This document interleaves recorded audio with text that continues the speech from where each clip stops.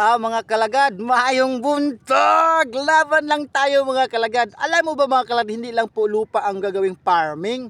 Pwede rin sa dagat, yung tinatawag natin na seaweeds farming. Alam nyo mga kalagad, ito ang seaweeds na pangalawang hanap buhay namin dito, di ba? Very fresh mga kalagad, yung iba green, di ba? Yung kinikilaw natin. At ito rin pag mga kalagad, pwede rin natin kilawin, kainin kahit prisko. Ito ang tinatawag na seaweeds.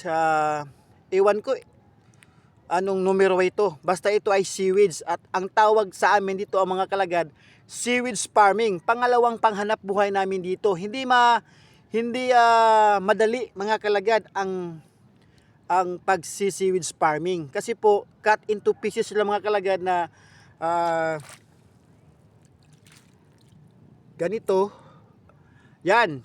Atin siyang pinaliit mga kalagad. At 2 months to 4 months ago, ito na ang madatnan niya mga kalagad. Lumalaki. At bago yan siya maging pera, ibilad natin ito sa araw. At kapag natuyo na, ilagay sa sako at timbangin na at pera na. Pero mga kalagad, 4 months to 5 months ang ating hinihintay dito mga kalagad. Ito ay tinatawag sa amin na seaweeds.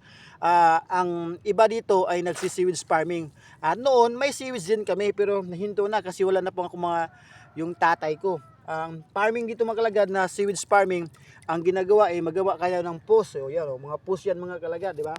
At mayroon din siyang PC, no? Ito mga kalagad, PC. At ito din may PC. Dito siya ibinibitay, binibitay o bibitayin natin ang seaweeds para malaki mga kalagad. Para sa wave at shake ng water, siya ay nalilinis, di ba? At ito rin ang pagkain ng mga maliliit na isda kagaya ng danggit. Kaya dito mga kalagad, maraming tinatawag na nagsisil ng boneless danggit kasi dito sa amin maraming danggit. Ito rin ang ginagawa ng mga danggit na pagkain ng seaweeds farming. At ito ang pinaka yung pinakamaayos at pinaka mabuting paraan kasi po nakapira ka pa na galing sa farming dito sa dagat at nagpakain ka pa ng mga isda at nagpakarami pa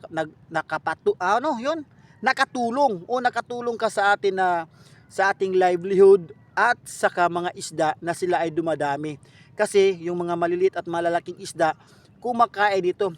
At bakit ito ay makain? Ipatunay ko sa inyo mga kalagad na ito ay talagang makain. Yung presko na seaweeds, pakain na uli di ba? Makain na siya mga kalagad. Kahit walang suka, pwede na, pero masarap na mayroong suka.